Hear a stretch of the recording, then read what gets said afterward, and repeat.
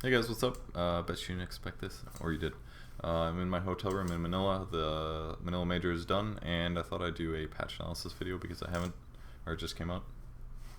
I'm using a blue snowball. Thank you to Slacks for letting me use that. I broke my headphones on the way here on the airplane, unfortunately. So it was that or laptop. So this is an upgrade. Okay, so I think this patch is not going to be very huge. Again, this is a first impression, so I've read almost none of this, so it's all going to be my initial reactions. In addition to that, I'm probably going to misunderstand some things and get it wrong, so keep in mind that not everything that I say here is going to be perfectly accurate, mechanics-wise, things like that, but I'm just giving you guys my initial impression based on how I feel this is going to affect the game, especially in the pro scene. And yeah, so I'm heading back home in like tomorrow night, and then I have like 5 or 6 days off, and then I'm going on a little vacation with my family, and I'm actually going to miss open qualifiers, so I won't be playing on veggies for the TI qualifiers, but we didn't really have time to practice anyways because we have this, and most of them are going to Frankfurt anyway, so that's a little disappointing, but that's the reality, and we've been planning this for like 3 weeks or something. So okay, with all of that said, here it is, the Dota 2 update, June 12th. This is 6.88. Now, in case you guys weren't aware, the reason this patch is probably going to be very minor is because there's so many tournaments very often right now. So Frankfurt Major is basically in like 5 days or something like that. So it's a pretty big tournament. It's going to affect TI invites. It can't do a major patch change like 5 days before a major tournament. And this is the problem with all the qualifiers basically, is that there's always a big tournament that Valve doesn't want to mess up just by messing up the patch and messing up the game balance. We may see the game become more patch light continuously for the history of Dota going forward, just because it would be too crazy to massively change a patch right before something serious happened. So even the last one wasn't very huge. Alright, so to start things off, Abaddon Miscoil cast point reduced. This is fine. I actually forgot that this hero existed. Apparently he did get picked though, because I know we weren't talking about him very much during the tournament itself. But increased cast point, or decreased cast point, means you can spend less time running and less time casting, more time running. Anti-mage mana void mini stun duration increased. I think this is fairly irrelevant. It's really not that big of a stun duration. It's not terrible though, 0.3. It'll basically offset how long it takes you to cast the ability, whereas before it was kind of like, I don't know, this is inconsequential. This isn't going to make anti-mage more or less played, but maybe it'll push the skill in a direction that Valve wants to eventually make it. Alright, Arc Ward and Flux cooldown reduced. They did nerf this skill pretty heavily. The Tempest double duration is increased. I actually kind of felt like he needed that. I don't know if I played Arc Warden more than like once since he got these changes, but they also reduce his ultimate cooldown. So if you missed the last patch, basically Arc Warden's item cooldowns are linked to his Tempest double, so you can't just Midas every 40 seconds. It's basically a second Midas that you get access to, so you need to use your Tempest double when you have that opportunity. And it's basically a little harder to play Arc Warden now because if you use your Tempest double, it's not always worth it. In the past, it was always worth it because you guarantee get a Midas out of it and probably a Necro spawn. But now if your Midas isn't up and you use it and then there's a team fight and you don't have your ultimate, then your hero's kind of bad. So you want to use it to guarantee farm acceleration, but you don't want to use it because it's going to be needed to actually team fight some games. But the Flux got pretty nerfed. It doesn't work through Magic Immunity anymore, which was needed to happen. The damage is much lower, I believe. And I think the slow is also scaling, so it might be a bit before Arc Warden's balanced, but I think he's on the right trajectory. I think it might just take like a patch or two. I doubt this is going to be the changes that puts him into viable, but basically players need to start playing him again in pubs and figure out whether or not he's OP like he was before. Bane Brain Sap cooldown reduced from 14 to scaling down to 11, so this is actually pretty low cooldown. It's cool in a couple ways. First of all, it means that Bane is basically gaining a lot of HP over time because he's getting 300 pure damage and 300 heal every 11 seconds, which is similar to it's like 30 HP per second if you look at it that way. It's actually a very good nuke as well. It's equivalent to like 450 magic damage, so this is actually a very, very good single target nuke. Could be very useful against heroes that have high magic resistance, for example. Maybe something like Viper.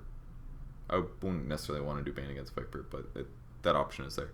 Beastmaster is going to get a nerf. Primal Roar damage is reduced. This isn't that significant of a nerf, but this is kind of reminds me of how Magnus got nerfed. His ultimate just does less damage, so basically he's less likely to kill people in the first couple ganks just by a small amount. I think Beastmaster has found his place a bit better after this last tournament, though. He wasn't really first priority. He was definitely up there, but some games he was ignored just because other offlane heroes were more prioritized, and then because they already had an offlaner, then they don't worry about Beastmaster. So Beastmaster has not been as effective as he was in previous patches or in previous tournaments, and I think that's also just because the level of play is a lot higher. So Beastmaster will still be picked most likely. Just he's going to be a little bit weaker. Still just as good late game, which I think is good. Bloodseeker Rupture damage increase from 20 to 60 to 26 to 60. So level 1 Rupture is a lot better. That's actually good. Level 1 Rupture did too little damage. It was like a 4-staff with level 1 Rupture would do like 120 pure damage. Now it does like, God, I don't know if I can do that number. I guess I could do 25%, 1/4 of that is like 150. It does like 150, 160 pure damage now with a 4-staff. Not that 4-staff is what you should be doing, but it's pretty easy actually if you're a tanky hero. Just get Ruptured early game and just walk away to the safety of tower in a lot of cases. Bloodright cooldown is also going to be decreased. 13 seconds at level 4 is looking to be pretty good. That is pure damage as well. Bloodseeker is still not going to be played though. I think he maybe got a little over nerfed for what he does. They should probably scale fix thirst scaling again. Like I don't know, maybe it's just the meta, but I feel like Bloodseeker is completely worthless right now. Bounty Hunter, track self gold reduced. I'm cool with this. I think this is completely balanced and fine. I'm cool that Bounty Hunter is a little nerfed. He's still picked pretty heavily. Ricky Maru's kind of become a sort of replacement to him, but I think that might also just be because Ricky counters a lot of heroes in the meta, like Lifestealer. He provides really good ganking in mid game because of a Lifestealer on his team, stuff like that. Brewmaster, ooh, okay, attack range increased for the fire and earth, that's the 2 melee ones. So this is reflecting the recent melee change that happened to heroes, so this is just like a bug fix essentially. The Brewmaster's firearms increased. This is actually really important, I think, because the Brewmaster fire would die too often late game because it had 0 armor, but now it's got 6 late game. So this will help Brewmaster scale and not just get blown up late game. That was really needed, especially because the fire panda did so much damage. And the duration also goes up by 1 second at all levels. So minor changes to Brewmaster here, mostly scaling based. For the armor, this is pretty significant because that's like 36% more physical survivability against only physical damage. So that's actually quite big. It'll make Brewmaster a lot better against heroes like Gyro, for example. Centaur, double-edged cooldown reduced down to 5 seconds. This is so low. And his strengthening is also increased, so that's an extra 40 HP per level that he levels up. So that's pretty good. The low double-edged cooldown is pretty cool though. Centaur was picked a couple times here at the major, but kind of stopped getting used. I think one of the teams that uses them a lot was Alliance. They actually have a lot of cool Theorycraft picks. They're one of my favorite teams at doing that. They pick a lot of heroes that aren't very popular. Phantasm cooldown reduced by 10 seconds. I feel like this is good for the hero. I feel like the hero is almost very, very good, but he's not very good yet, but he's close. So I'm cool with very, very small nerfs, or very small buffs like this. I don't think this will change him getting used. I think maybe if his ultimate cooldown was more like 100 seconds, then he would be playable right now, I feel like. But they can't just jump that far. They can't just drop 40 seconds. Because against certain lineups, Chaos Knight would just be absolutely broken. Because if you don't have AoE, then he's almost impossible to deal with. Clink's attack range increase, that's kind of cool. I was theorycrafting a Dragonlance Clinks build when I saw DC play him and lose against the Terrorblade. I thought Dragonlance Clinks, because it would increase your attack range by 130, which would give you a range of 770, which is really far. It would give you 300 HP, it would give you 15 agility, which is okay. The stats are kind of bad on Clinks because you don't really need attack speed because you have strafe. You don't really need damage because you have Searing Arrows. You just need more damage kind of, or something else. But I'm going to try it out. I think the way that you have to do that build is probably Medallion with it, because otherwise your damage is going to be way too weak for sure. I don't know why my mouse is spinning right now. So I think I'm going to try that build when I get back, like Tread's Soul Ring Medallion maybe, or Tread's Bottle Medallion. Might run out of mana too fast that way is the next problem. But I kind of like the idea of it. I think it'd be fun. I'll try it out. It's probably bad, I would guess, but I might try it out. I just want to try Dragonlance and everybody know that item's so value, stat-wise. Might even be really worth it to buy it on Chaos Knight, actually, because it would give attack speed and strength to him and his illusions, even if it doesn't increase his range. Clockwork, Rocket Flare, radius increase, very, very small change. Power Cogs, cast point improved, so it's faster to cast Power Cogs now. and the radius increased for the cogs, so it should be easier to catch people in it by far. I know there's a lot of complaints about cogs just because it's circular, but the hero was picked a little bit at the major by a couple fairly top teams. LGD picked it, for example, and they got like 4th place. 4th place. So they're good. Crystal Maiden. Ooh, these are pretty. This is a... Okay, I'm sorry. This was not as big. I saw the 400 here, and I saw the 500 here, so I thought it went up for like 100. That would have been huge. These are very, very small updates, but radius is a big buff usually because it ends up becoming a lot of surface area. So Crystal Nova is becoming a very, very good ability. Crystal Maiden was actually played at this major by OG, the winners. So with that said, they see some value in the hero. They usually paired it with Elder Titan because then Elder Titan amplifies CM's damage, and they kind of cover each other a little bit. Reliable disables, but no hard stuns. Elder Titan's a counter initiator, kind of, or an initiator. Death Prophet Spirit Siphon base health drain reduced. This really needed to happen. DP was still too strong. She was being picked in the first phase or the second phase, pretty much guaranteed by a lot of top teams. I actually called this, and I feel justified in talking about this here. I called Death Prophet being just as good, if not better, than she was before because of the changes to her. Her Spirit Siphon, well, her Spirit Siphon was definitely more OP before. That's undeniable because it went through Magic Immunity. You could use it against Ancients. It did pure damage. That was bullshit. But now they changed it into magic damage, which means that you can buy Veil on Death Prophet now, which almost every Death Prophet does now, which gives her armor, lowers magic resistance, which means Spirit Siphon does more damage, which means it heals her for more, and it gives her, it basically updated her item builds a little bit. So, and they also increased the duration of Spirit Siphon, although the leash range is much shorter and it doesn't give you vision, I think. So, this is good that this happened. It basically makes her work much worse in the laning stage with Spirit Siphon, which needed to happen. That's one of the reasons she was so good mid, because very few heroes could trade with her effectively. So it's a small number, but percentage base, that's kind of a big amount.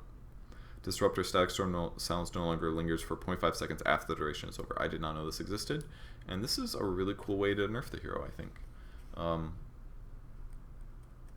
I like that. Disruptor was one of the most picked heroes. I think he was the most picked hero out of the Manila Major. A little surprising, but he worked very good if you're ahead, punishing teams, stuff like that. And rather than actually nerfing his skills, because sometimes he does look bad, he has some major weaknesses defensively, which OG noticed and exploited. All this changes is that if you get a good Static Storm combo off on somebody with Disruptor, as soon as it ends, it apparently lingers for 0.5 seconds and keeps you silenced, which means that now, if you do get a good Static Storm on somebody and they survive it, they have a better chance to pop their BKB, their Manta, or whatever else to get out of it afterwards, which is good. I think that's good for the game.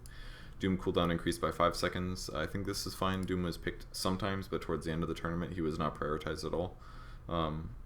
But a very slight nerf, I think, is warranted because he was picked sometimes. And 5 seconds isn't really the biggest game changer. Drow Ranger turn rate improved. I actually like this because she has to run, attack a lot of times, and people generally run her down. So that coupled with the Frost Arrow slow increase is pretty nice. She can be more effective in the early game now. Earthshaker Echo Slam radius increased by 25. This is probably inspiration from the cosplay contest because we saw a really low impact Echo Slam there. Enigma Black Hole damage type from magical to pure. Okay, and pierces spell immunity. Okay, and the damage is reduced. I like this a lot actually. Midnight Pulse already does pure damage and does a lot of damage. Black Hole obviously already works on spell immune heroes, but now if you Black Hole somebody, you're still going to do the damage through their BKB, which is cool. If it lasts for 4 seconds, that's not to be undervalued. Like 100 damage for 4 seconds, that's 400 magic damage. That is a lot of damage by level 2. And level 3, you're doing 600 pure damage. That's a lot. That's like 800 magic damage. 800 magic damage, 400 magic damage, and 300 magic damage. So that's a lot. If you can get a full channel, big damage from Black Hole actually. Just not as much as Midnight Pulse. People really underestimate how much Midnight Pulse does in a lot of cases. Earth Spirit Magnetized cooldown increased. I like this. Makes Earth Spirit way weaker at team fights in the early game because this ultimate was on such a stupidly low cooldown. It's a little bit more timing based, so you're less likely to be able to just use it, do a little bit of roaming, place some wards, go heal, and then do it again. I think this is a completely good way to balance the hero.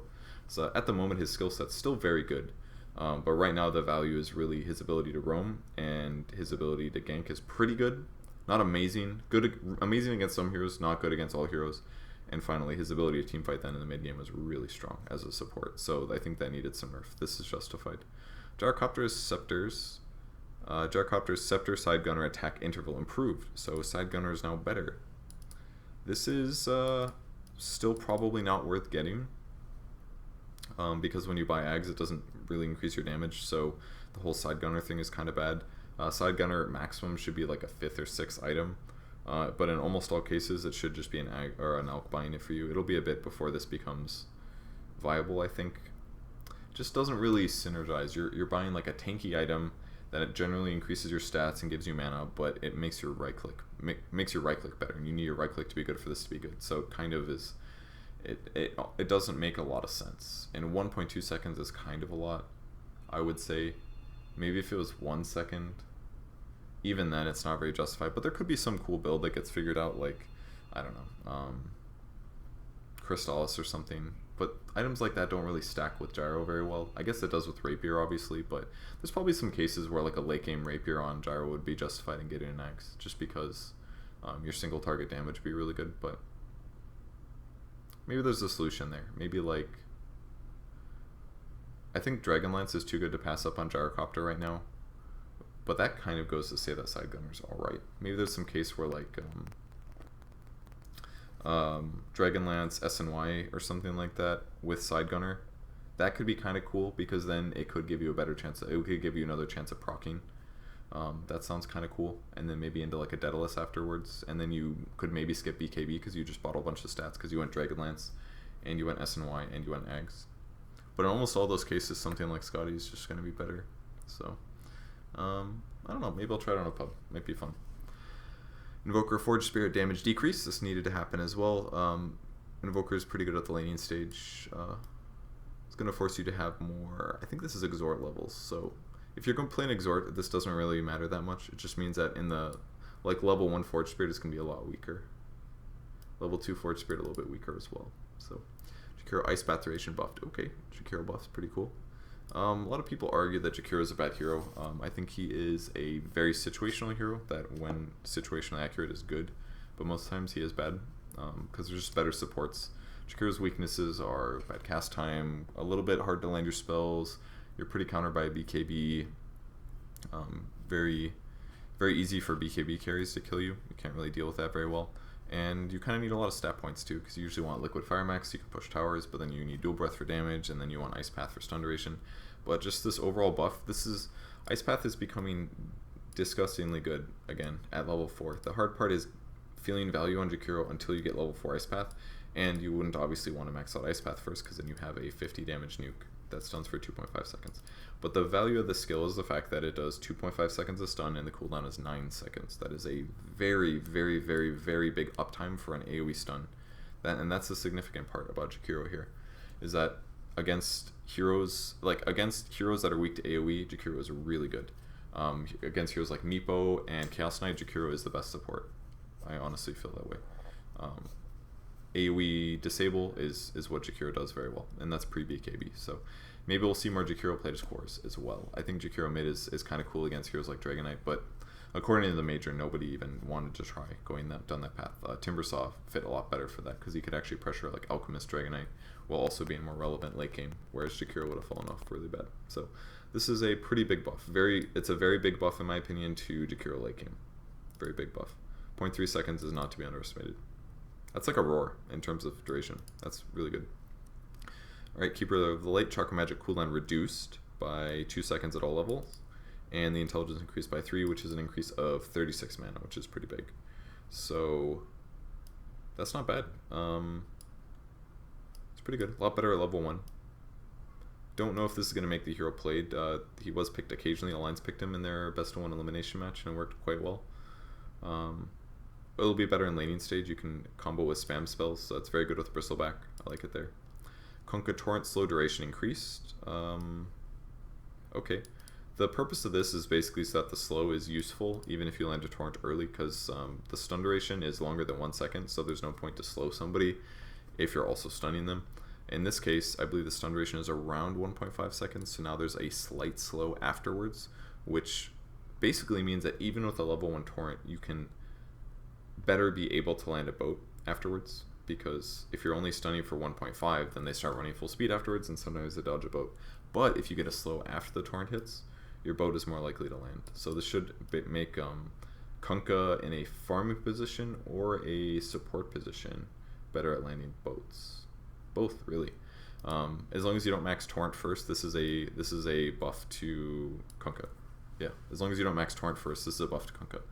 Especially if you go like 2 torrents, I would say that's 2.5 seconds slow. That's really good, actually. I think that's more than enough for Kunkka to land a boat. The only thing is I don't know what the slow duration of, or the slow percentage of torrent is, since it's pretty irrelevant most of the time, so I'll have to look that up later.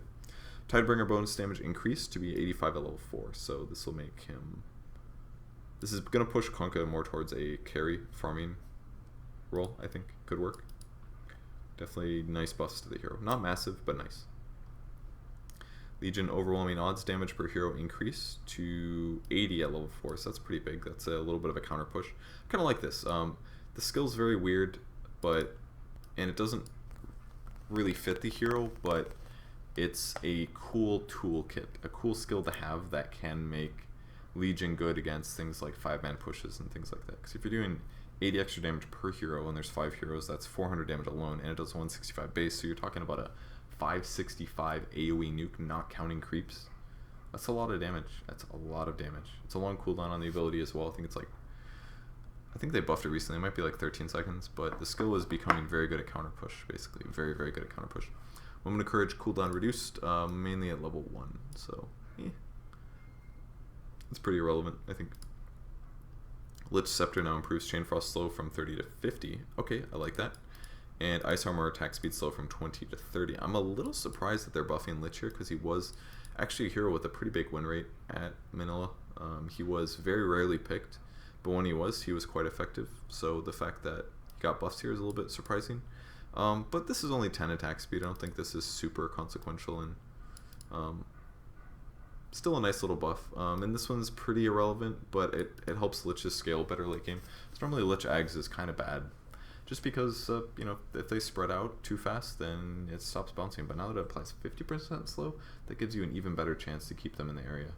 And the slow is separate from Frost Nova. The reason it was the same in Dota 1 is because it was coded as the exact same skill, and in Warcraft 3, the same skill, when you would cast it on somebody, it would just reset the buff, very similar to how Dota works. So now they buffed it recently so that the Lich Chain Frost is a separate slow, so you can stack these. So if you Nova 2 heroes that are close together while Chain Frosting them, they could be slowed by up to 80%, which is really high.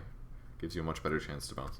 So this could see Lich be played more as an offlane hero, maybe. Very unlikely. He's still probably going to be a support, but at least in your guys' pubs, this is going to make Lich more viable, which I think is fine, because right now Lich is in a pretty good place. Lifestealer base attack time increased, so this means his amount of times between his attacks are worse. And it also means that Lifestealer without attack speed items, I believe, is going to be worse. And most Lifestealers don't buy that many attack speed items until late game, so in the early game this could really affect Lifestealer's damage, especially outside of Rage. When he uses Rage, he has a lot of attack speed, obviously, so he's still going to attack pretty fast. But in late or mid game, when he just has like Armlet, are people going SNY anymore? I think they're just going like Phase Armlet, Deso in a lot of cases. At those periods of time, Lifestealer's going to be worse outside of Rage. I think that's how it works. I might be wrong on that. Lena Dragon Slave cooldown reduced, fairly inconsequential. I don't think Lena's going to get played. She was picked at the major, but she's not popular. Luna really needs buffs. Lucent Beam stun duration increased by 0.2. This is an okay buff. If this becomes like a respectable stun, it's not terrible. It's like a 6-second cooldown, so this is becoming pretty good uptime. Her movement speed is also increased by 5, which I think is fairly irrelevant. Luna was picked at the major, I believe. Actually, I don't think she was. I don't remember. I think she might have been picked like once or twice. She's a hero that she recently got an agility gain. Her Ags is pretty darn good, but it's kind of iffy in whether or not you want to grab it. So I feel like Luna's on the verge of being really strong, but she's not there yet. Maybe people need to make the build work. Maybe it's Dragonlance. Maybe like Tread's Dragonlance Ags is the Luna build. That one's actually sounds pretty good. Or Phase Dragonlance Ags. That would be good too, I think. Because you're already really fast now, especially with this 5 extra movement speed, so you can justify skipping a movement speed item a little bit more now. Because Drum gives you, what, like 5% movement speed? So if you're a 300 movement speed hero, that's 15 movement speed. not accounting when you pop the drum. Although it's better for Luna because her base is higher. And I think all the movement speed, they actually all add up. So this is pretty significant. 335 is really fast. I don't know if you'd want to do Phase and Dragonlance though. Maybe you don't want to go Treads. But I kind of like the idea of it, of Phase on Luna. I actually like that a lot. She's going to lack regen if you go that build though. Phase Dragonlance, you'd need like Helm of the Dominator or something. I guess you can justify Helm on her because she can clear Ancients. She's not amazing at it. You'd have to go like 441, but she'd be a little bit weak HP, but I'd probably get a wand on her too. So like Phase Wand Dragonlance Rush, or that's the other problem. If you go Phase Wand Helm, then you have no HP early game, so you'd be ganked really, really, really easy. But if you rush Phase Wand Ogre Club, then you would have an extra 200 HP and it's better. But then if you get Dragonlance, then you have the Dominator's delayed. That's probably okay if for Ancient stacking is delayed, because she doesn't really clear Ancients well until level 10. So I think if you do want to go Dom, you'd probably just delay it. I don't know if I like Helm the Dominator better than Mask of Madness on Luna is sometimes really good too, especially with this movement speed increase. If you want Phase Dragonlance, Mask of Madness, that might be a really good build, and then you could go like Ags or something else afterwards. Might be cool. I'll try it out. I actually like playing Luna. She's a little fun. Empower Cleave Radius increased by a little bit. Not that big of a deal. Strength gain increased very slightly. These are very small buffs. I think the only team that was playing Magnus a lot was OG, and not even a lot. They got a banned against them a lot. It was always an option. But I think it's an okay hero right now. Not amazing. Medusa getting a buff, a little surprising because she was an occasional pick here. This is a total of 0.25 int per level, which should give you like, how much mana is that? Yeah, it's 0.25, so it's a quarter of 12 basically, because it's a quarter of one int. One int is 12 mana, so it's basically an extra like 3 mana. Yeah, 3 mana, an extra 3 mana per level. So that translates to, for 10 levels, that's 30 mana, which means a total of, I believe the ratio is 2.5 if I'm not mistaken, so should be like 2.5 times 30, which is 60, 75. So it's basically like 75 more HP from Mana Shield by this int gain every 10 levels, which is not that much.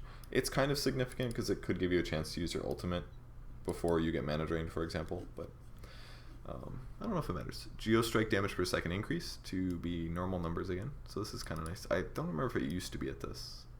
I think it used to be like 5, 10, 15, 20 or something, and it's been kind of buffed up over time, but this is a little bit more easy to see. 1 skill point will do 20 magic damage, 4 skill points will do 80 magic damage per hit, assuming the buff isn't reset.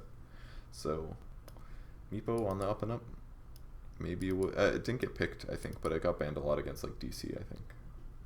Morphling Hybrid cooldown reduced. This is his Aghanims. Agility gain increased. Morphling is another hero I want to buy Dragonlance on. I think it'll be fun. I just want to try Dragonlance on everybody. The stats are so good, I just want to like see who it works on. Naga Siren strength gain increased, very small amount. Naga was played, but sometimes successful, sometimes not. Necrophos Heartstopper Aura range reduced. I actually like this a lot, because the hero is obnoxious to play against heavily, in lane at least. 1200 is kind of like there's actually fucking nothing you can do about it. 900 is like you can actually play around it. It's like if you're on the other side of the river and he's last hitting creeps on his side of the river, he's not going to Heartstopper Aura you. So this is nice, and they're also increasing the numbers in the late game. I think this is a really nice trade-off because you don't really want to get the skill in the laning stage unless you're bad. So for pro players, this will justify it more. 0.3% HP is not to be looked down upon. If somebody has 1,000 HP, that's equivalent to 1% is 10, so this should be like 3 HP per second. No, they have for every 1,000 HP, 10% is 100, which makes 1% 10, which makes 0.3% 3. Yeah, I have that right. So basically, for every 1,000 HP you have, you take 3 more damage per second, which is pretty, I mean, it's not amazing, but in almost all cases, Necro is going to be within that 900 range if he wants Heartstopper to be doing damage. So I think this is completely fine and balanced. It's basically making the skill. I mean, it may even get reduced farther. Maybe they'll reduce it all the way down to like 700 or something. That would actually fit the hero lore a lot. Maybe not the lore, but it would fit the hero design a lot better because Death Pulse is a pretty low AoE ability. If you have Heartstopper be this big range, but it does less damage, I would justify. You'd much rather have Necro have a much smaller range. Even like I would, if I could continue these numbers and go down to like 700 range, I think I would do it on Necro. Maybe not 700, 900 is maybe the sweet spot. You want it to be slightly longer than your attack range, but 700 for like a 2.1%, that might be worth it. Over 10 seconds, the hero will lose. That's so much. Over 10 seconds, the enemy hero is going to lose like 18% of their total HP right now, just by standing there. That's incredible. It's actually a quite good skill. Might actually be, I think this is also a just a nod from IceFrog or the beta testers or whatever. Just say like, hey, here's another anti-tank solution that exists in the game now. It's Heartstopper Aura. It's really good. If you just stay alive and Necro stays alive, then you can do a lot of damage just by standing there. It's basically 18% pure damage. Like that's over 10 seconds. That's amazing. Really good skill. Once you max it out, you just got to stay alive. That's the hard part. I wouldn't necessarily say it's good against Bristle because you probably still die. But Nyx assassin movement speed increased slightly. Nyx was an occasional pick. Was very successful often, but wasn't super OP. Ogre Magi Ignite mana cost reduced to be 90 at all levels. That's actually a really nice change because Ignite, pretty crap, basically. It got heavily nerfed. Range reduced. It does very low damage, 220 at level 4. But now that it's 90 mana at all levels, this justifies me to level up the skill so much more than it used to. And this is another issue with Ogre is that there's so many Purge abilities now that when you ignite somebody, they can Diffusal Blade it off. They can Eul's themselves. They can cast Press the Attack. They can cast Aphotic Shield. There's so many ways to just stop the damage from doing any damage. And Ignite is really Ogre's big nuke. Compared to Fire Blast or a multicast Fire Blast. So pre-6, like you really needed Ignite to do a lot of damage. But now, if it's 90 mana and you're getting pretty decent ratio of damage to mana, that's way better. Because level 4, you're doing 220 damage for 125 mana. That's not very good. That's not even double. Whereas most other heroes are like 100 to 150 for 300 damage. Now you're doing 90 mana for 220 damage. Now you're doing, that's like a 2.25%, I'm guessing here. It's like 40, that's about, it's like 2.5 times damage per mana, which is more in line about what other heroes have for their nukes. So I really like this change. It also means that you don't have to get Arcane Boots as fast early. You can actually just move around with things like Clarity Potions and get like 2 Ignites. Oh, this is Ignite, not Fire Blast. Oh, I'm sorry, shoot. I completely whiffed on that one.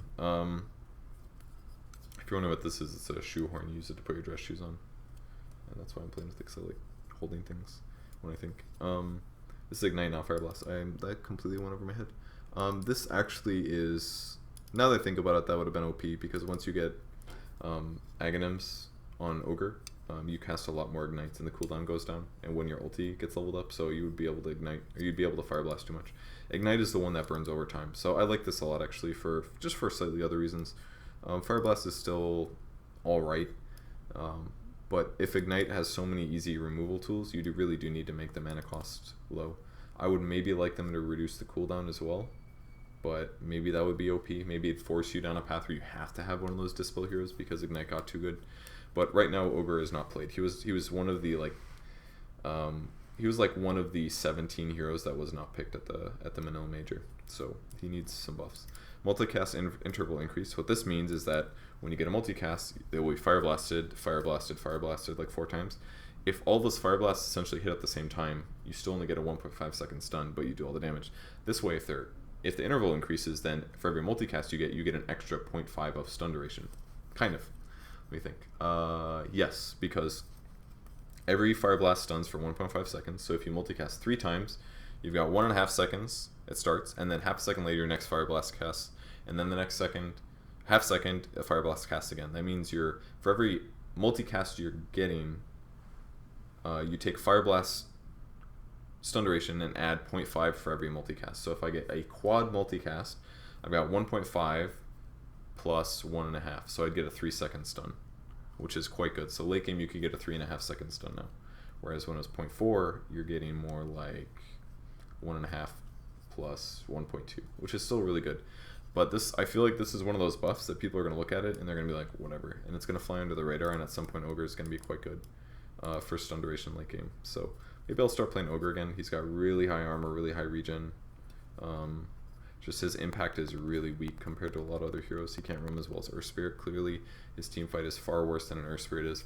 The difference is that he facilitates your carries with with Bloodlust. So, yeah, you can also really argue that less levels or more levels of Ignite are better now. You could put 2 points into it, and then you're not wasting as much mana when you throw it out, because you're like, if you only have 2 skill points in Ignite, you don't necessarily want to throw the skill out because you're like, I only have 2 skill points. What if this fight goes long? I might need to cast Fire Blast 3 times because I got 4 skill points into that. So then you kind of counter yourself. But now if it's just 90 easy mana, you just toss it out there and it doesn't cost you as much. If you do max it out, same thing. You could do a 1v1 with Ogre now and just spam Ignite on people. Maybe we'll even see something like Ogre Magi mid. It's a possibility, unlikely, but it's a possibility. Because once they get BKBs, it's kind of bad. Unless you max out Bloodlust and go some kind of a hybrid build. But I don't know if there's... I'm not really sure what item you'd get on Ogre to turn him into a battle hero. Maybe like Drum Phase or something like that might be cool. Drum Phase Orb of Venom. That actually sounds pretty fun. But you'd need a Soul Ring on that probably. Or a bottle. I would do bottle. Phase Bottle, Drum, Orb of Venom, Ogre. That sounds pretty darn good actually. So once you get Bloodlust, you'll make yourself really fast. You can run around slapping people. That's my new build. I'm going to try that. I'll have to try it in a low MMR game, but I think it could work. I don't think it'd work against good players though. And if you had the right hero mid, you would just counter it. If it was like Legion mid or something, Ogre would do nothing. Because they just remove Ignite repeatedly. Alright, Omni Knight. Woo! Yeah, baby! Buffs! Alright, Omni Knight strength increased from 20 plus 2.65 to 22 plus 2.8. Woohoo! That doesn't mean shit, dude. Yeah, it means everything, baby. That's more strength, more muscles, Purge. That's, well, it's 40 base HP. That part's not bad. And it's a total of 0.15 strength per level. That's like... Oh, shit! That's 15% of 1, which is... that's like 1 out of 6. So it's everything. Oh, I can just multiply that number by 2. You gotta factor in armlet. So that's 4. No, I multiply that number by... by 2. Yeah. So it's 0.3...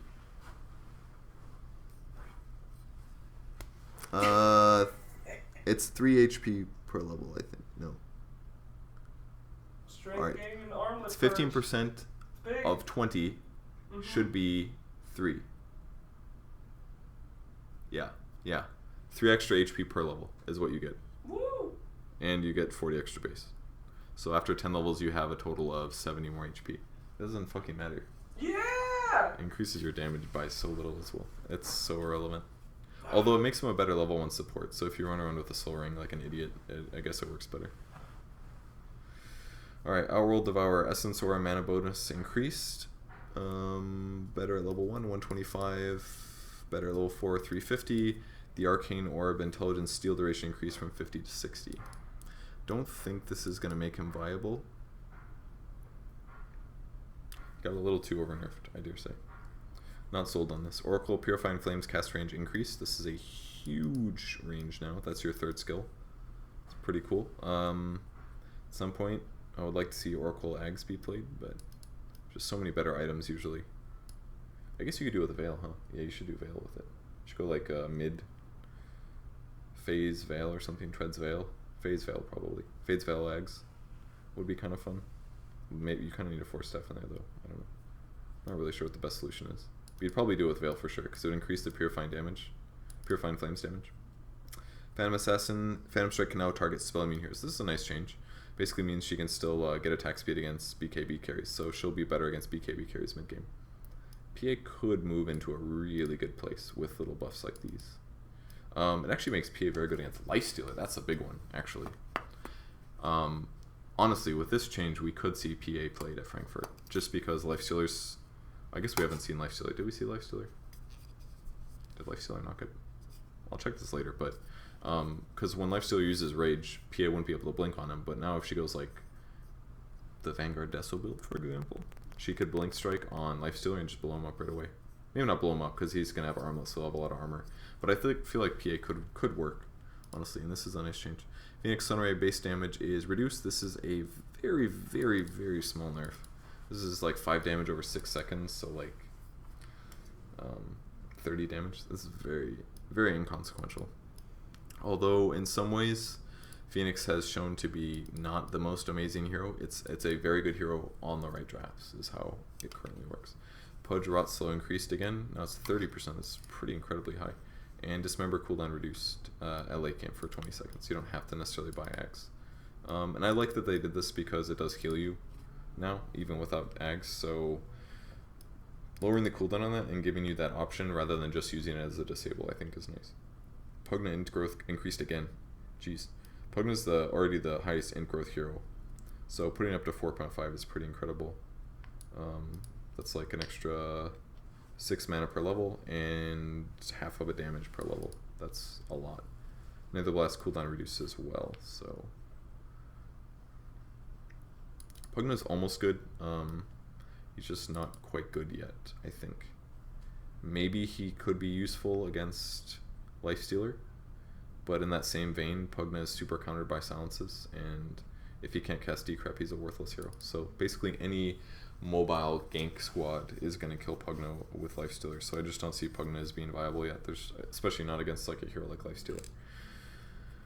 I don't like him against Earth Spirit. There's just so many reasons that Pugna is not going to be viable for a long time. He needs to be more survivable mid, basically, and I just don't see that happening.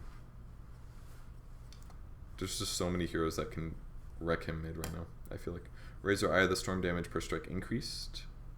Very inconsequential change. Ricky Smokescreen, mana cost increased. Okay, this is a nice solution to Ricky. Ricky was a little bit too strong. Basically, Smoke Cloud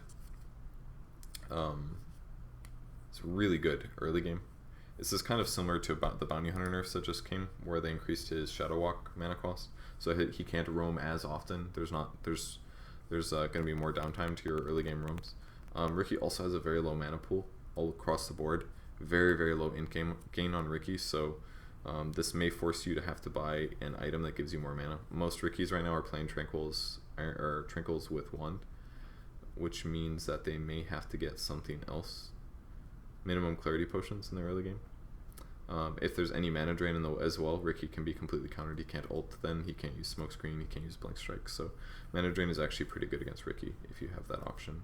Something like Diffusal Blade might even be good enough sometimes. Necrobook with Roar has been really effective. So this is a pretty decent Ricky nerf. I like it. Still doesn't completely break him and make him unviable, but right now Ricky is by far best as a roaming support. Very good for setting up ganks, giving vision, countering vision, stuff like that. Sand King Epicenter cooldown reduced. I like this buff. This needed to happen. Sand King's too countered by things like Force Staffs, Glimmer Capes, stuff like that. The hero is situationally very good, but he is not good yet. Strength increased by 1, so he has an extra 20 HP at level 1. Shadow Demon Disruption Illusion duration increased from 6, 8, 10, 12 to 8. Oh, that's cool. I didn't see that one. 8, 10, 12, 14. So 2 seconds at all levels. Level 1 illusions are like, I think 30% damage, whereas at level 4 they are 60%, I believe, if not higher. But the big thing is the duration. Aligns to this cheesy strat with Centaur, where they would disrupt the Centaur, and then his illusions would go hit a tower, and the tower would attack the Centaur, which would do return damage based on the strength of the Centaur, not the damage that was reduced. So Shadow Demon has way more illusion uptime. I think level 4 disruption goes down to 16 seconds, so you can basically have illusions up almost 100% of the time now, which is amazing actually. Very good with Spectre, extremely good with Morphling, so we could see some, like, it's weird to see Shadow Demon buffed in this way, but I think what they saw, the other 2 skills, they saw Soul Catcher, they saw Shadow Poison, they're like, these abilities are very iconic, they're very cool, they're extremely good if you make them work. And what they did was they made Disruption more than just a save ability. They made it now you can use this you can use this on your heroes with the intention not of saving but of spawning illusions, and it has value in that now, which is kind of a cool way to put it. So this will give Shadow Demon usefulness with those kind of strats, with Centaur, with Morphlings, with Anti-Mages, with basically carries that have really strong illusions, this skill will be much better.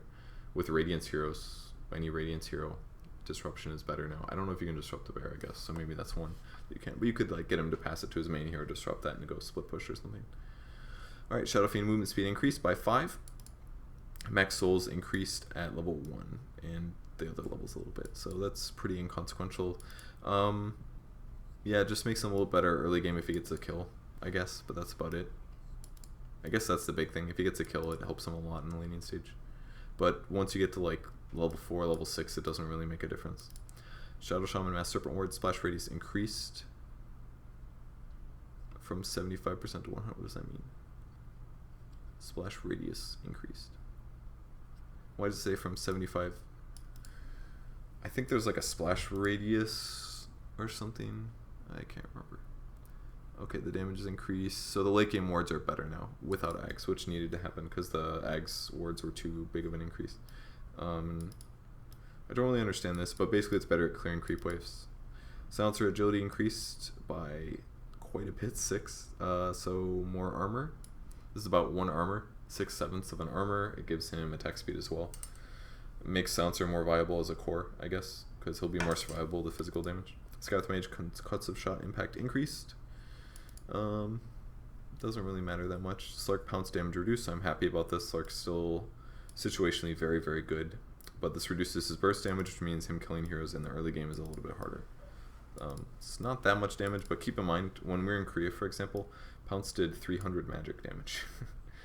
That means that when you use a Pounce Dark Pack combo, you do 600 magic damage every time. Now it's only doing 460. Isn't it like it's such a big change? Sniper shrapnel damage increased. Okay, pretty big. 75 damage late game is actually pretty huge. That's looking like a big number. 75 per second. It's like an ion shell. Not terrible. Spirit Breaker Greater Bash damage increased. Don't care. Storm Spirit Overload damage increased. Okay. And Overload AoE increased. I don't think this makes Storm viable. This is a nice change, I guess. But it's not much. At the late game, it's like, what, 10 out of 90? Whatever that ratio is. It's a little bit over. It's like 11% or something like that, 12%. It's a 12% damage increase for every overload. Like, it matters, but it's not that much. It kind of is. Over the course of, let's say you roll into somebody, you attack them. You pull, you attack them. You remnant, you attack them. You ball, you attack them. That's like 4 things. Roll, pull, or roll, remnant, pull, remnant. Basically, you're doing 40 to 50 more magic damage per combo. It's not bad, actually. It's not terrible. It's much better than like a 10 damage increase of remnant. It's not terrible. This could be something that puts Storm more viable. He'll farm faster with this. He'll lane better with this. He'll kill gank better with this. It also means that the nice part about this mostly is that even with low mana pools, he can still do a lot more damage. And this doesn't really make him OP late game. It just means that with a smaller mana pool, he can do more now, which kind of needed to happen. It's because ball laning was too good before because it didn't use enough of your mana pool. So once you got to late game with tons of mana regen, Storm was like godlike. But now he runs out of mana too fast with ball laning. But now you can be less mana reliant on Storm Spirit and still do a little bit more damage, even if it's a very small amount. And the AoE's also increased, so you can farm faster with it now and do more damage. And it's alright. I don't think it's going to make Storm viable though. Templar Assassin's Sideblade's spill width increased slightly, and the trap max movement speed slow increased slightly. Yeah. Don't know if this will matter. This is pretty small too. This is okay. This is a good buff. Terrorblade Conjure Image mana cost reduced. Terrorblade getting buffs here is a little scary. And the duration increased from 32 to... Oh, this is... I was thinking the first skill for some reason. So you can spawn illusions for less mana, and they last 2 seconds longer. Pretty small buffs. I think it's fine. Slaughter movement speed reduced by 5. I think that's fine. He was picked all the way in the grand finals. Tiny Toss cooldown reduced by 1. It's fine. Treant base damage increased by 6. Okay. He already hits real hard, but he's going to hit harder. Troll Warlord. Okay, I can't wait to read this because I've been playing Troll a little bit the last month. Berserker's Rage no longer provides 100 health bonus. Okay, that's nerf. Strength is increased from 17 to 20, which is a total of 60, by the way.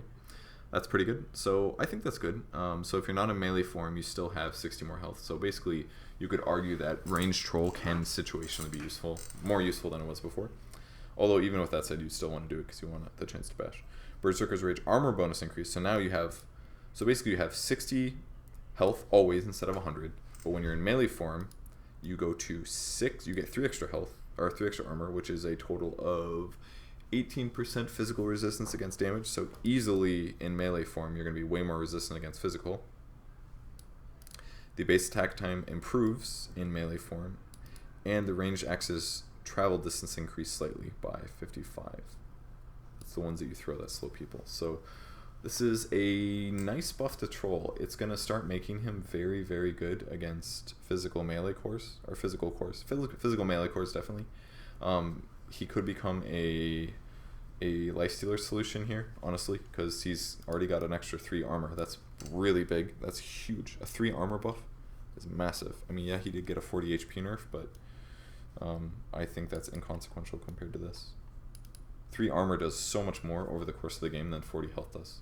Early game, 40 health in a lot of cases is better. But late game, melee form versus like a lifestealer hitting you, having 3 extra armor is game saving sometimes. So lifestealer or troll could become the lifestealer solution. It's something people have talked about, but troll is just generally too bad because he gets locked down too much, needs items, doesn't farm as fast as like lifestealer does or other AoE heroes. Undying int gain increased, decay cast range increased, decay duration increased. Ursa Fury swipes debuff duration increased. Base HP regen increased. Fairly inconsequential. This is gonna make Ursa better in 1v1 scenarios. I don't think we'll see him in mid or anything like that, but for melee offlaners, this is gonna be a nightmare to lane against Ursa, as if it wasn't already. Venomancer int gain increased and base int, so he has an extra 24 mana level 1, which is good because I think he has like 200 mana base, which is really, really bad. It made Veno way too bad at support because his base mana just wasn't high enough. Gale costs too much mana. Should put him at like what, 240, so he has almost enough for 2 Gales now. 240? No, that's too much. He'll be at like 230, I think, which is pretty good. He can almost double Gale level 1 now, which he really needed. Plague Ward damage increased. This is interesting. Plague Ward damage just got buffed against neutrals. Nobody played Veno jungle. Somebody was always talking about that. But it's a little bit better at level 1 now. 30% better. I still don't see, we're still not going to see level 1 Venomancer jungle, I don't think. Although technically level 1 Plague Wards do more damage than Beastmaster boards do. I think Beastmaster board is like 10 damage a hit now. So hypothetically, if you stacked up like, I'll try it in a game. I'll try jungling with it. It'd be kind of cool. Because you could stack up like 4 or 5 wards before the creep spawn, and then you could instantly pull like a medium camp into the wards, and they would get cleared pretty fast, actually, like really fast. You could even do it with like, you could even do it with Iron Talon if you really wanted to. I don't know if that's worth it though. Not sure. The only downside is you don't have attack speed aura, obviously, and Beastmaster has that. But hypothetically, you know what the best place to do this is probably on Dire, because you could double stack the camps. You could stack the large camp and the medium camp, pull them north, double stack, and pull them both into that clump of wards. That's probably where that could be good. Yeah, I could definitely see that. So maybe it works on Dire jungling, but I don't know if there's a place where AFK Veno is worth it. Either way, I think these are decent buffs to Veno. There may be a time where Veno is not picked as a support, but probably not. I mean, it's occasional. OG has done in the past, but they haven't done it this tournament. Somebody's been picking Veno. I didn't see it on the unpicked heroes list, but it's been a very rare thing. I didn't see the games. Viper Strike Scepter cooldown reduced from 12 to 10, and strength gain increased by 0.2. That is a total of 4 HP per level. Pretty small. Could matter. This is kind of cool. Viper Ags hasn't been a thing for a very, very, very long time, since Viper Mech was developed. Actually, it was still done then, but SNY Viper is usually the transition, or Midas after that. So I don't know, lasts for 5 seconds, does quite a bit of damage. Don't think we'll see it get popularized, but it'd be kind of cool to see like Alk Viper, although that's probably not going to happen. Visage Grapekeeper's Cloak armor bonus per layer increased. I know this recently got buffed. It has like a threshold now. But it's kind of like stealth buffs. It's like something that nobody's going to bother looking at, I feel like. So maybe Visage is becoming OP. Although Visage get hit pretty hard with nerfs recently with the whole like familiar thing. Magic resistance bonus per layer also increased. So I think you get 4 layers. So your first nuke you'd have 80% magic damage or resistance. That's pretty good. 6 armor layer times 4. Visage could be useful. Maybe. It's kind of a cool way to buff it, just making him really tanky late game, mid game too. Winter's Curse cooldown reduced. Warlock Golem HP increased. Late game. Fatal Bonds no longer gets reduced by damage block. I did not know that it did. That's actually very interesting. This could be huge. I had no idea it gets reduced by damage block. Why does it get reduced by damage block? Is the damage type your... I thought it does pure damage. Well, it does pure damage because... Okay, I'm confused how this works. I know Fatal Bonds is pure damage because then otherwise it'd be double reducing the damage. So if I do 100 damage to a creep, but he has armor, he takes... Technically, I would have had to do like 120 or something. And then that 100 apparently gets damage blocked. So if I hit him for like 20 damage each time, it gets damage blocked apparently. So Fatal Bonds might be way better in the laning stage now against a hero with a stout shield. Because creeps are doing damage to creeps, which means that if it does get reduced by a damage block, the damage block should be reducing a lot. So this kind of looks like a bug to me. If this is the case, it's going to be way better in the laning stage against melee heroes. So maybe more Warlock mid. I actually felt like Warlock was okay after the last patch hit, but he was unpicked at Manila. So Weaver base damage increased by 2. Weaver was actually picked all the way into the grand finals. Not heavily, but occasionally. So this is a decent buff. Wind Ranger, Wind Run cooldown reduced by 1. Doesn't matter. Wisp Tether nerfed by 1% at all levels, which is fine. Wisp was a little bit too good. So I think this is fine. Pretty inconsequential, but... Wraithfire Blast damage over time increased to do 65, and that's over 2 seconds, I believe. Because it does initial damage and then does damage for 2 seconds for slow, I think. Can't remember. It does 50, 100, 150, 200. And it would do 2 seconds after. Yeah, because it used to do 300 damage, now it does more. So now it does 130. So it does 330 damage on level 4. Just to encourage people to level up the skill a little bit more. I think this is irrelevant. I think people still will level it up. I think it's still a good nuke, but Zeus Arc Lightning cooldown reduced by a little bit. Probably not going to matter. Zeus is really not played right now. I'm not completely sure why. Lifestealer, I guess, among other reasons. Pipes are good. You can stack them. Recipe cost increased by 50. I think that's good.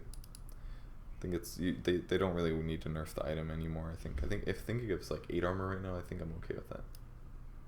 It's okay. Bloodthorn critical strike multiplier increased. I assume that's for the base crit, not the active. Although maybe it's the same for both. Not sure. Butterfly agility increased by 5. I'm alright with that. Butterfly is really rarely built. So 5 damage, 5 attack speed, almost 1 armor.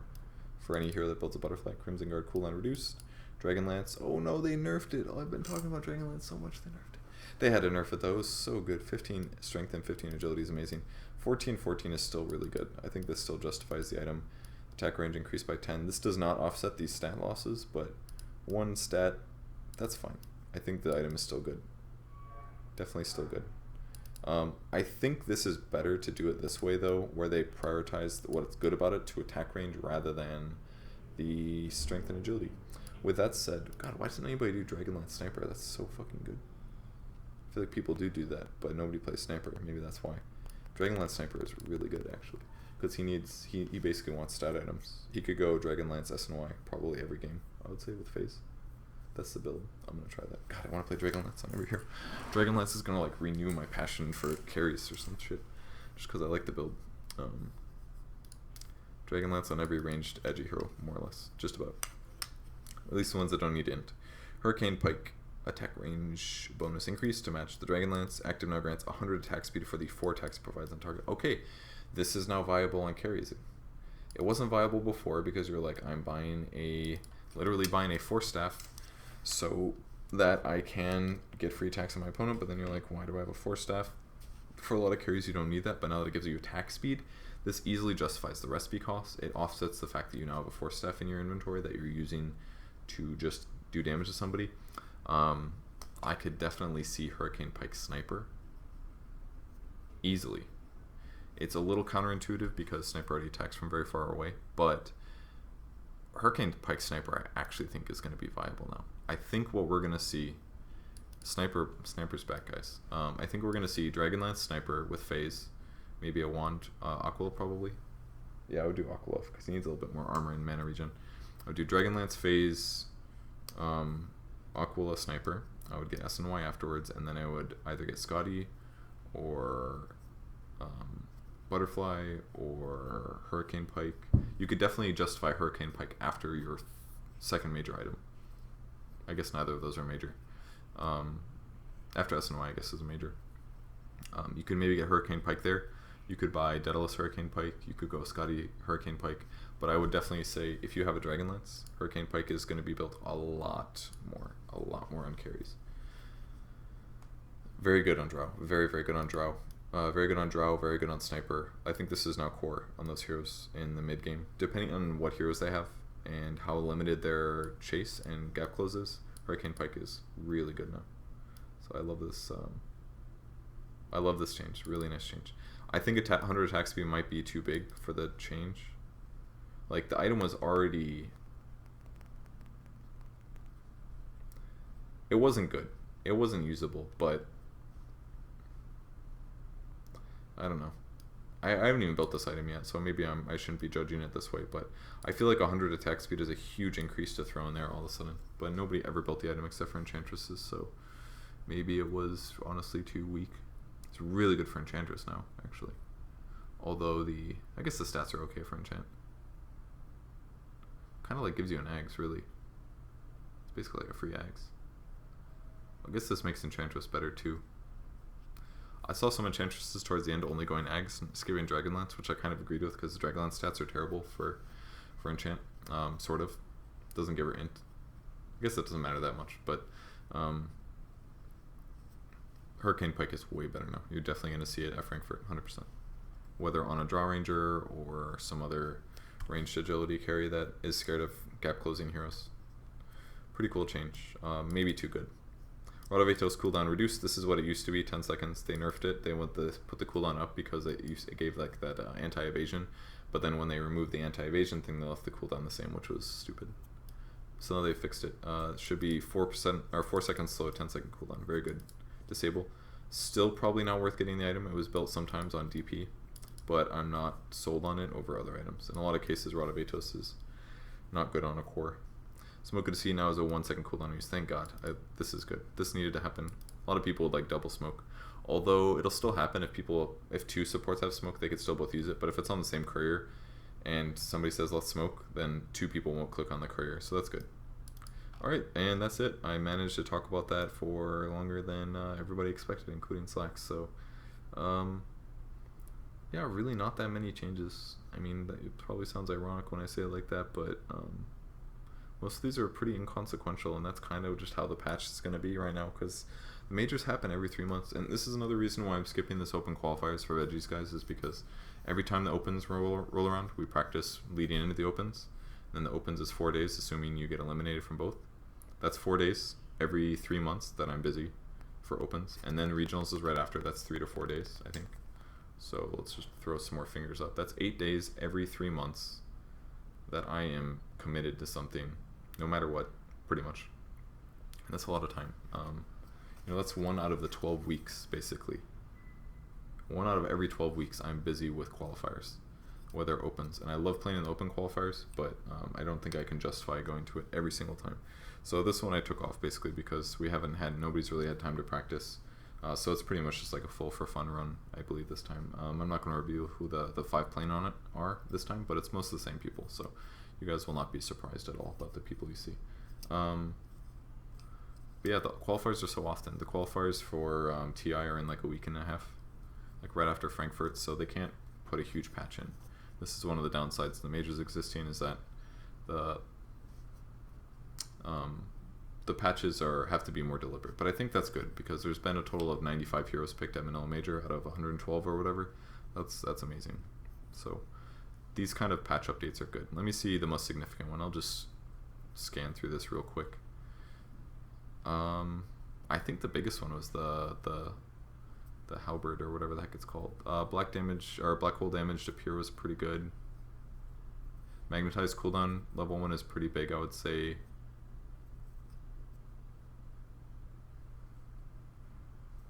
I mean, that's about it, honestly. Lich Chain Frost is pretty big, but I don't think it's going to matter. Oh, that's right, Lich still got his base attack time nerf. I forgot about that one. I think that's okay. I don't know how to do base attack time calculations, but I would guess it's something like a 10% damage decrease, which is not bad. I think that's a better way to balance the hero than reducing his damage, because a lot of his damage is from feast, so reducing his attack speed is a good thing. That one's decent. Magnus, most of these really don't matter very much. They're very small. I like this change a lot, even though I think it's very inconsequential. Ogre mana cost one was pretty nice. Oh, with the Phantom Assassin Blink, Phantom Strike can deal 10 target spell immune. I think this one's huge. This one's really big for that hero. I don't think it's huge for the patch overall by any means. So many of these just don't really matter. The Ricky one's was a pretty big nerf. This mana adds up a lot, 15 mana every time you cast Smoke Cloud. Like, Ricky has very little mana early game, this is going to hurt him a lot.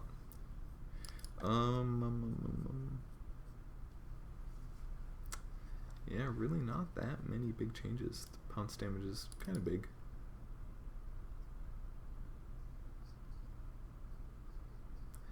Yeah, most of these really don't matter. The Troll one I think was pretty big. 3 armor is a lot. It's really a lot. It's going to make him feel so much harder to kill late game. Way harder to kill. Against nuke lineups, he'll still have to get BKB, but...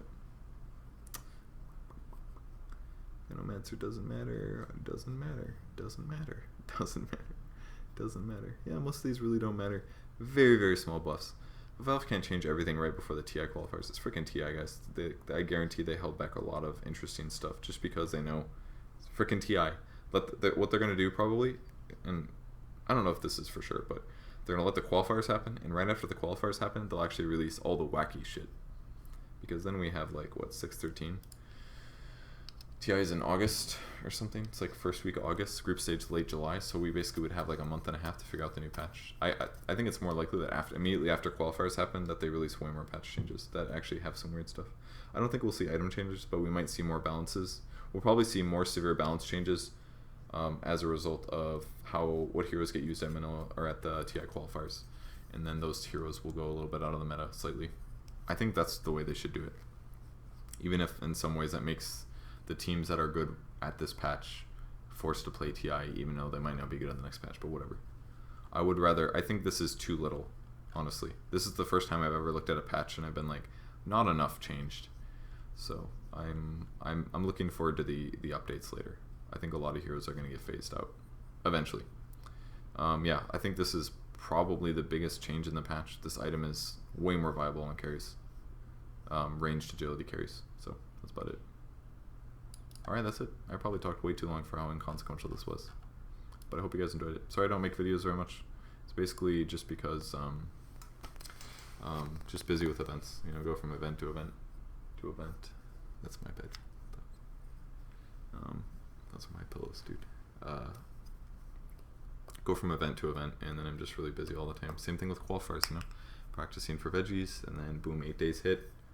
I know I'm streaming when I do veggies and upload those videos and stuff, but yeah, sorry I haven't made very many videos. Shout out to the sponsor, Dota Buff. Sorry you guys had to look at that giant red banner the whole time, but really appreciate them. I think they're a great website. If you guys are new and you want to like see your hero progressions, your stats based on you as a player, you can look it up. Just log into Steam and go to the website, find your profile. It's a great website. They help me out. I really like them. Best sponsor I've ever had. Honestly mean that. So yeah, I guess that's it. Goodbye, guys. I'll be home for the next...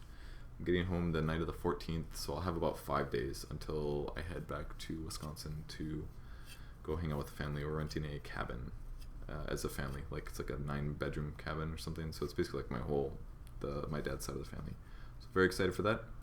And then I'll be AFK for like a week. That'll be leaving on Monday, I believe, and then I get back Saturday, which is when the regionals start, so I will be helping out with the regionals, but I'll be a day late. Okay, that's all. Thanks for watching, guys.